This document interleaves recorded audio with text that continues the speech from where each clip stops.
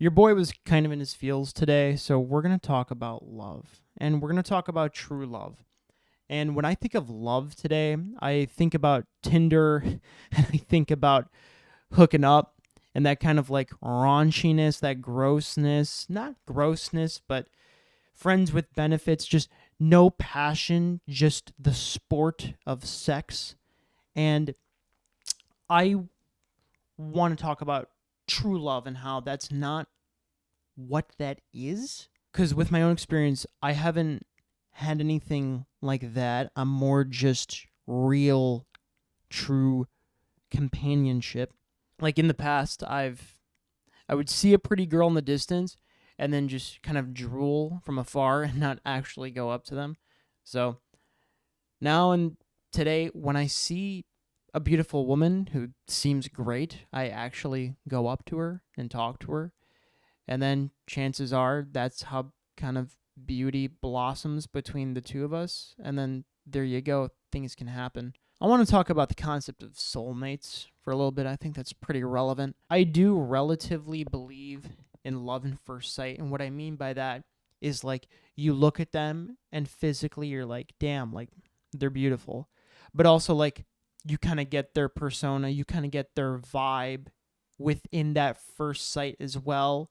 And you agree with it. You're like, yeah, I love that attitude. I love that personality that I'm seeing. And I semi believe in love at first sight, sure, but I don't believe it's love. I think it's kind of like a soft core love, I would say.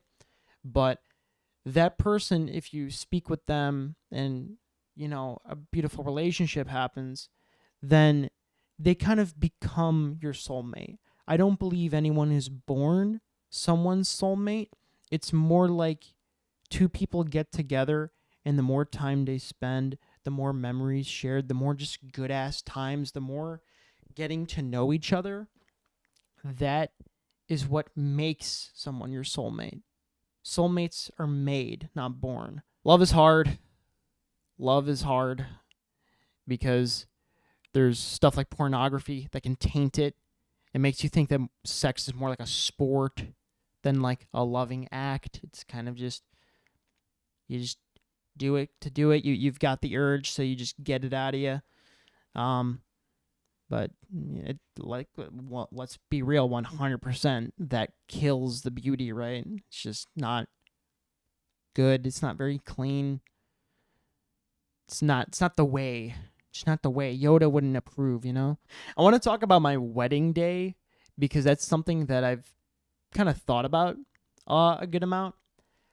I want my wedding to be like the end of Shrek or to be like the end of Despicable Me 2, where it's just big ass celebration. It feels like a finale, like you've won. It feels like a happy ending.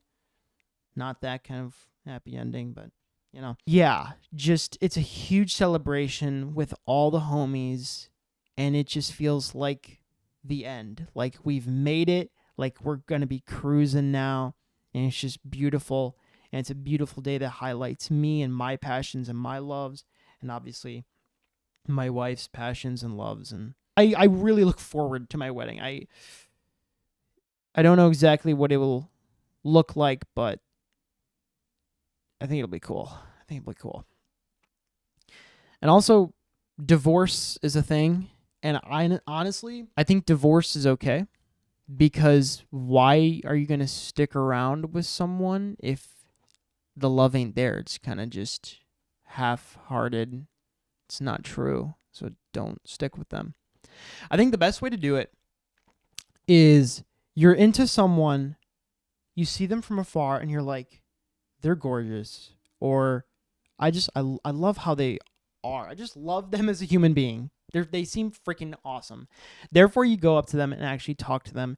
You make a relationship, and when it makes sense, you can make it official, right? You can attempt to make it official. If you attempt and fail, that's completely okay because then you guys are on the same page now. That's totally fine. Then, once you guys are official, stick around for a while. I would say a couple years because you need to see your guys' selves in different lifestyles, in different situations, maybe different jobs. Maybe one gets a car, maybe one loses a car, maybe one loses other important things in life.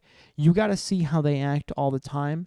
And if all of that kind of matches up with you or is acceptable to you, or it's just great stuff that you work together on and it just makes the bond stronger, then that's beautiful. And therefore, I would say that's when you guys can like move in. You know, when the moving in feels right and it's freaking fun because you're sleeping right next to your best friend and you just having good ass times on cooking and shit and being adults or whatever.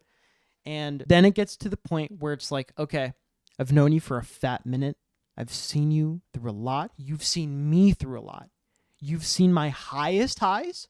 You've seen my lowest lows. And you're still here. And you still love me anyways. And you're still loyal as fuck. Like, yeah, I want you to be my wife. 100%. And what doing that means is I'm not confident. I don't know if 50 years from now I will still be with you, but I sure as hell want to be, and I want that to be the reality. But if it's not, that's okay, because it's okay to get a divorce. It's totally fine. I don't see marriage as permanent, but it's like I would only do it if it's like, yeah, I love her so much that I genuinely just want to be with her for the rest of my life. I've seen her go through so much. She's seen me go through so much. And we've always been good as hell. A lot of good moments. There's that positive ratio, 5 good moments for every 1 bad moment. That's what a healthy relationship is. It's not 0 bad moments, because that's just not reality. But if it's an obvious majority of good times, then yes. But again, divorce is okay. It's not the end of the world, and it's better. It's a better reality for both of you guys. Assuming that's not some polyamorous situation. And kind of in this ballpark, I just want to talk about kind of my dreams with love. Because here I am right now. I'm 20, and I'm a single man. And I just picture myself kind of getting that, like, fairy tale situation. I want to have that beautiful wedding.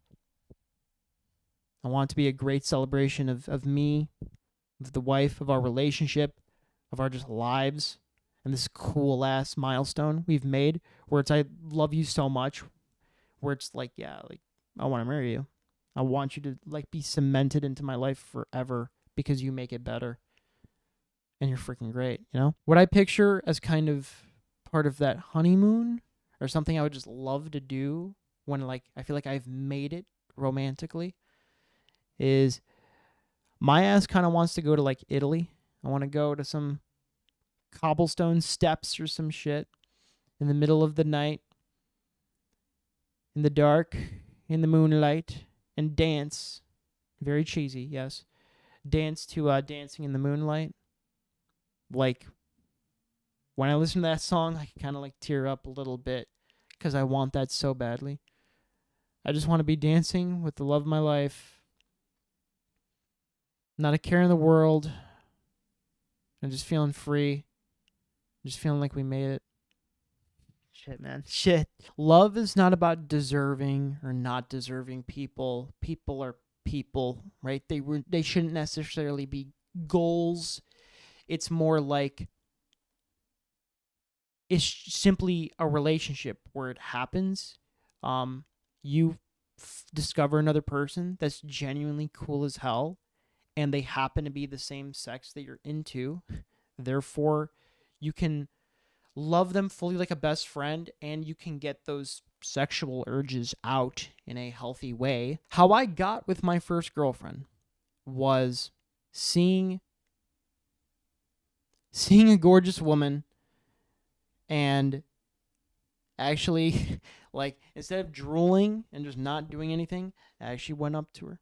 I actually talked to her. And I was freaking talking to her consistently. And we were playing FNAF on mobile freaking literally every day. Spent hours together in school.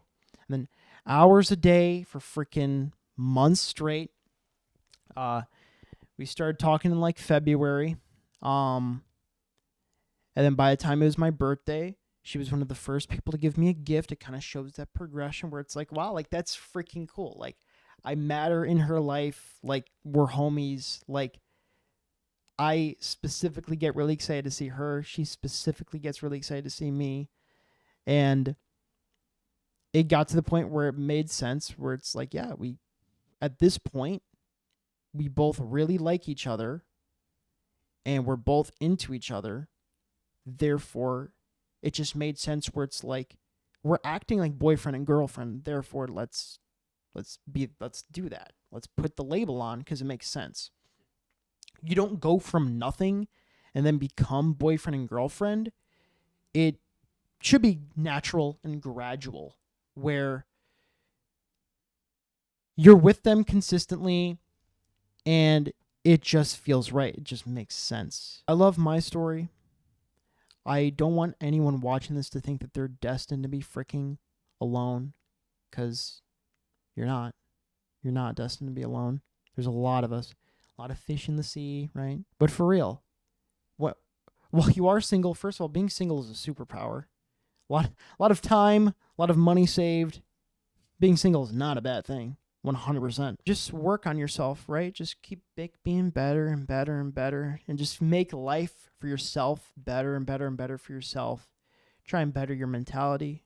Try and better your just health, your physical health. And then there you go. You're minding your own business, and you bump into that someone where something can flourish there. And don't just watch it from afar and not do anything. Talk to her, talk to him, because it's worth just trying. That if you know they're beautiful, and if you know that they're an awesome person, and they're your kind of vibe or what you want, or even if they aren't necessarily what you think you want, hang out, have fun, not in a gross way, not in a disgusting way. That happens far too often. I have way too many female friends telling me stories of guys being gross. Don't be fucking gross. Just talk like a normal person. Talk like you'd talk to your guy best friends. And